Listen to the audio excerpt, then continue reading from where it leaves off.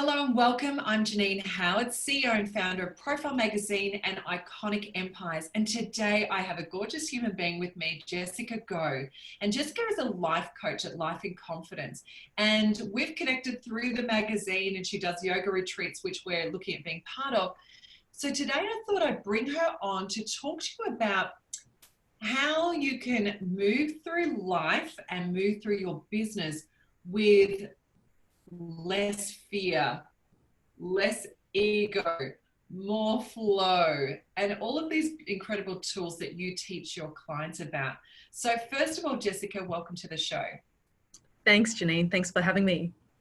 Our pleasure. So Jessica, tell us a little bit more about your business and what you do for people in the world. Yeah, I guess the best way I could describe it is I can take people on a soul journey to discovering and owning their truth. And I work with a lot of single men at the moment, as well as single women. And they suffer from low self-esteem, anxiety, depression, and disconnected with who they are and what they want in life. So I'm there to help them rip that Band-Aid off, take all the pus out, and heal that pain. We need people like you to take the Band-Aid off.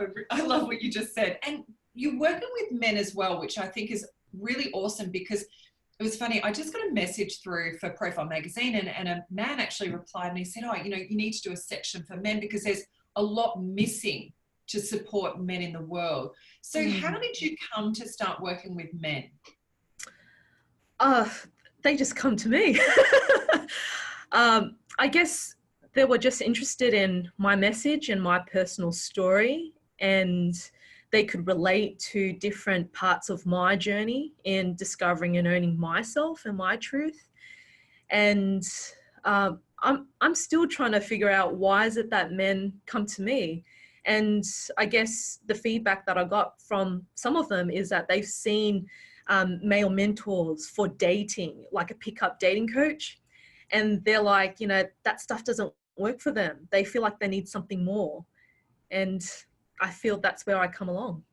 Yeah, beautiful. So you touched on it, so we may as well go there. Can you now speak into your journey to get to where you are today? Because you've got a beautiful, interesting story that I'd love to share with our listeners. Thank you. Yeah, so my journey has been very interesting, very challenging, and very tough.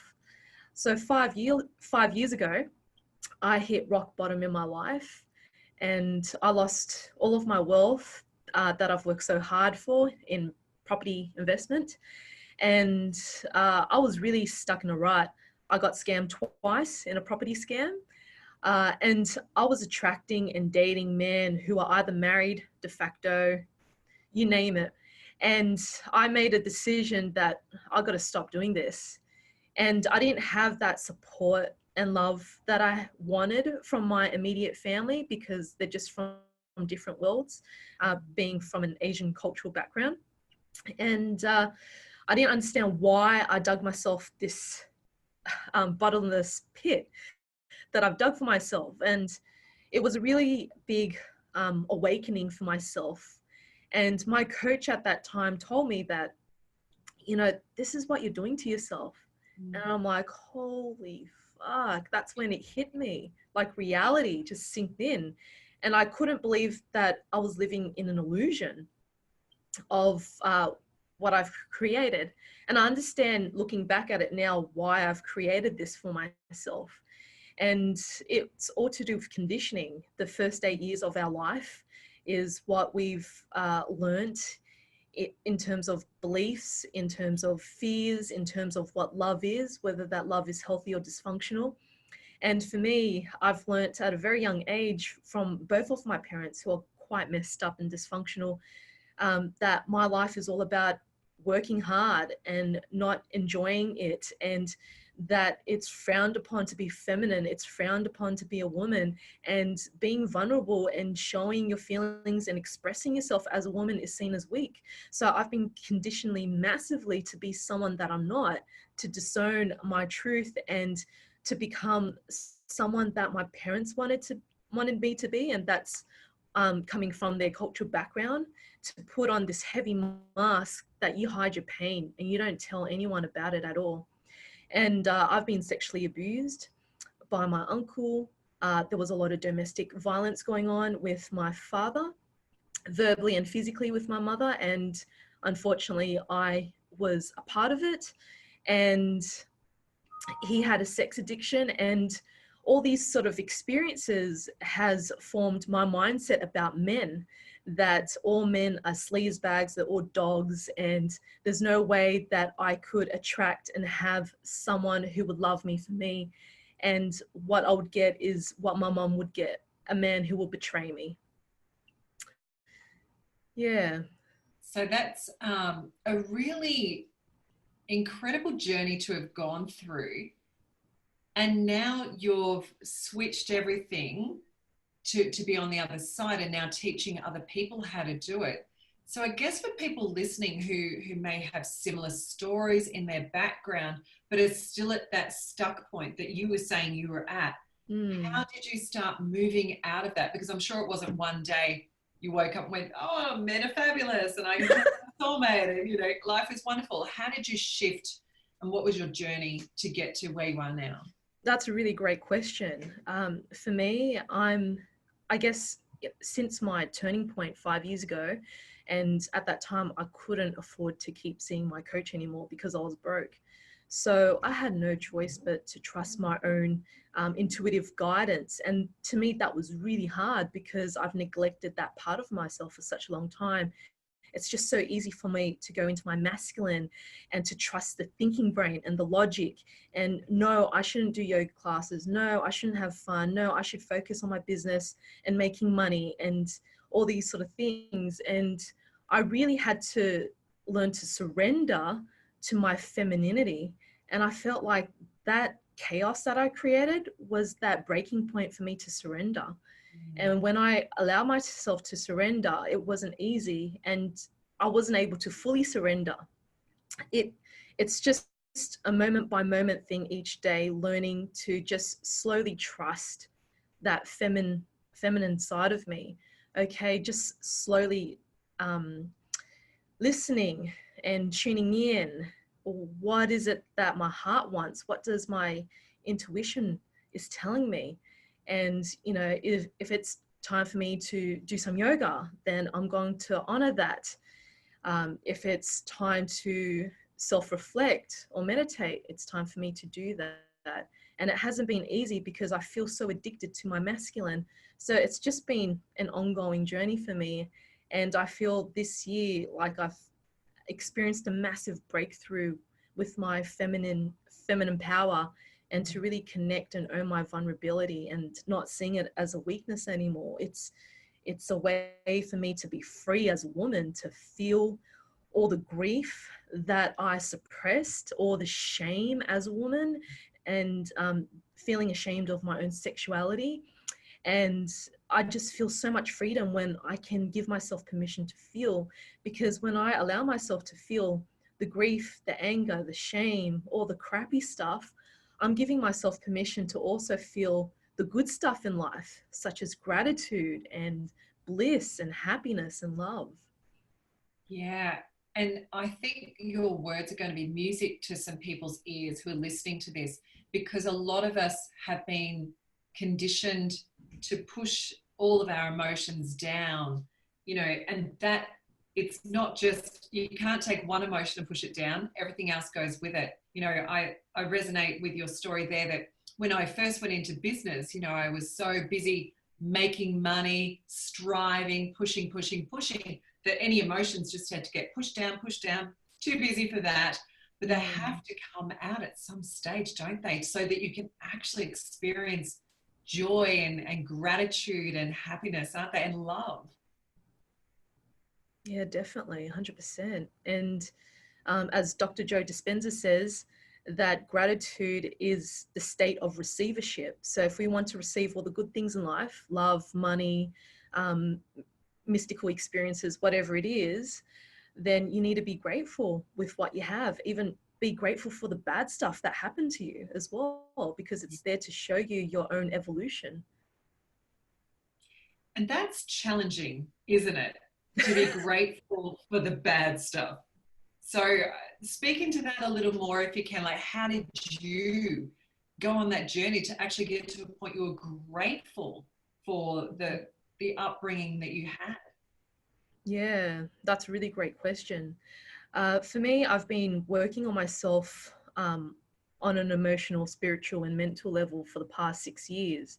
And in the beginning of it, it hasn't been easy because there was so much anger that I'm still holding on to. And I feel like the more you can address your own badass, the part of you that wants to be vindictive, the one that wants to be punitive, the one wants to just turn everything into shit. If you can start addressing that part of you, then, you know, behind that wounded pain is that inner child or that baby that didn't receive that love and affection that they needed in the first place.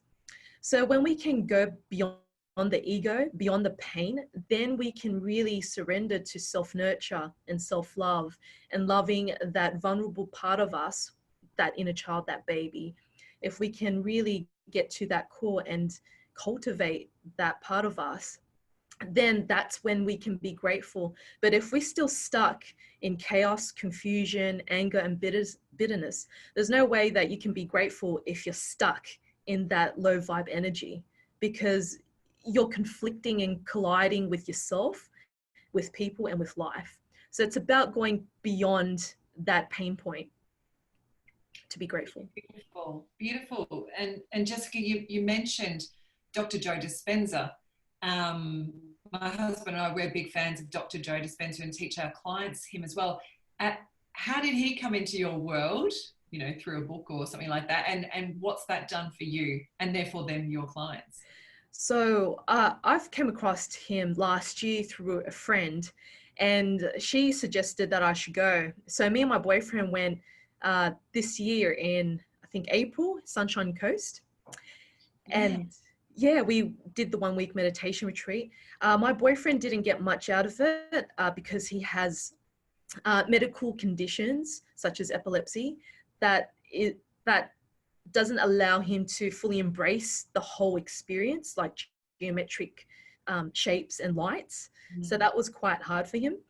For myself, I definitely received a breakthrough in that experience. I was allowing myself to be open despite the fact that there was more than 1,000 people in the room. And you will definitely be triggered with that amount of people in the room. And so for me, what I got out of it was that I felt like I found myself again, and to really nurture that radiant woman inside of me. Yeah. Well, my husband was in the room with you at the time. Oh, wow. Yeah. So he went to the same retreat, and you know, it's doing that work, isn't it? That, you know, you've got to constantly do the work. You've got to constantly be, for example, with Dr. Joe, a lot of his is through meditation, to have transcendental experiences and to literally rewire not just your brain, but rewire your body conditioning. So it's so many tools that you can have. Could you name for us some of the really key foundational tools that you have used personally? I know you mentioned yoga as well. So I feel that before I felt like I have to be in a routine, and my first coach, who was a woman, told me that I need to be in a self-love ritual. And then my second coach, who's a man, he says that you need to do grounding and deep tissue massage to free yourself from trauma that's stuck in the body. And now the way I see it is I just listen to what I feel I need rather than following a regimented ritual or routine. Because if I put myself in a ritual, I don't really connect with it inside my heart and soul. It's just a mechanical thing that I'm doing for myself, but I'm not feeling it. So what I do now is I just listen to what I feel that I need, and I take action on that. So if I feel like that I need to do some meditation, then I'll do that. If I feel like I need to go for a walk in a park and connect with Mother Nature, then I'll do that. So it's about listening to what is it that I feel I need in that moment. Wow. I think that's actually very freeing for a lot of people listening to that, because we have, again, been conditioned that you've got to have a daily routine. If you don't have a morning routine, you're not going to be successful. But that's still quite a masculine way of thinking about a routine, isn't it? Yeah, definitely. And you want to do something that lights you up. Mm, yeah, I love that. And it's that permission piece, which is really in the feminine way of doing things and really tuning into to yourself and trusting yourself, isn't it? That really makes the difference to what you're saying here today. Definitely. So tell us about how, like, what processes and what experiences do you work with your clients to help them find their journey? That's a really great question. Because when people say, like when I say to people I'm a confidence coach, they immediately think and say, oh, confidence. Okay, I need that. Or some people would think, no, I don't need that because I already got confidence. So I feel like I need to go a little bit deeper in what is it that I do. So I specialize in a whole variety of different modalities, not just life coaching. So I work with people on a very deep level, physically, spiritually, emotionally, and mentally. And the way I engage in all of those aspects is that one, on a physical level, I engage people by doing body work. So body work, I'm not sure if you heard of body work before. I have, yes, Oh, but you have. for our listeners, please explain. Awesome. So you can kind of say it's like a massage, but it's not relaxing. It's more conscious. So I would work on different parts of your body where you're storing trauma that's been suppressed. And so let's say if a client comes to me and I can pick up their archetype straight away that they're very ungrounded due to their trauma wounding, then what I would focus on is massaging on their head and feet to get them grounded, because our defense mechanism is when we're not grounded, we go into our head because that's where we feel safe. So what I would do is I would focus on the head and the feet area. So the reason why the head area is to get them out of their head, and also for them to feel which parts of their head that they're holding a lot of tension and stress. And when I massage the feet area, it helps them to bring the energy from the head down to the feet so they can move that energy flow instead of, so what I want to do with my clients is move that energy block into energy flow. So streaming that energy down right through the feet. So I would massage different areas. And so that's one of the modalities that I work with on a physical level. And that's a great way for trauma release. Another thing that I specialize in is archetypes. So it's about reading a person's character. So understanding the 5 different core trauma woundings, which we all have. And some woundings are stronger than others. So for example, for myself, my strong core wounding is masochism. So suppressing my thoughts, my feelings, not feeling worthy, not being able to set healthy boundaries with people, and not able to express myself because of my conditioning, having a really controlling mum, and also a very unsafe household. Another wounding that I have is, and I guess the first wounding that I just spoke about is the humanitarian. So they're massive givers, they're very generous, they have a lot of heart energy, and they struggle to find their own self-worth and to communicate boundaries and their needs. They're massive people pleasers, so it's really hard for them to express themselves. The second wounding that I have is the leader. So with the leader, or I like to call it Donald Trump, he's a classic example where they have broad shoulders, so they hold a lot of resentment, and there's a lot of betrayal. You can see it in their back. So there's a lot of betrayal because they felt humiliated. So for myself, I felt humiliated by both of my parents at a very young age and as a teenager. So with people who have a leader archetype, they struggle to trust people. They're very cautious. But the great thing about them is that they're charming and they want to lift people up. So they're someone to look out for. But if they're Mm-hmm. ungrounded, they can be very dismissive, very psychopathic, like Donald Trump. So I identify my clients' woundings when they come to see me by going through their archetype. So how old were they when they first experienced that wounding? What's their biggest fear in that wounding? And what has formed their strengths and weaknesses? And what is it that we can work on moving forward? Other things that I work with is constellations. So I'm not sure if you heard of constellations. You Yes, have? yes, I've had my family constellation work done before. Yeah, Oh, wow. yeah. Constellations are pretty powerful because you get to see your own blind spots, or it's reaffirming a part of you that you don't want to see or you're denying. And it's amazing and powerful because there's people who come to my workshops that do a constellation for someone that they don't even know. And that person's like, whoa, that is spot on, because that person is picking up your energy and they're channeling it and they're role playing your energy. So that's the power of constellations. And I guess other things that I do is voice dialogue. And voice dialogue, what I do is I get people to sit in 2 or 3 different chairs, and each chair represents a different aspect of them. So that aspect could be the badass, the inner goddess, and the observer. Or the other aspects could be their 3D reality, 4D reality, 5D reality. So it really depends what that client is looking for, and I would just cater towards their needs. Incredible, incredible. Look at, these are really amazing modalities that not a huge amount of people are aware of. I've tried everything known to man in the esoteric mindset, like all of those kind of fields, as you can tell, like I've gone there, and I know that these types of modalities are the things that really actually work, aren't they? Combined with our daily practices of using our intuition, surrender. So I love this. This is, I think, great awareness for people that there are some incredible modalities, because people don't have to stay stuck, do they? No, not at all.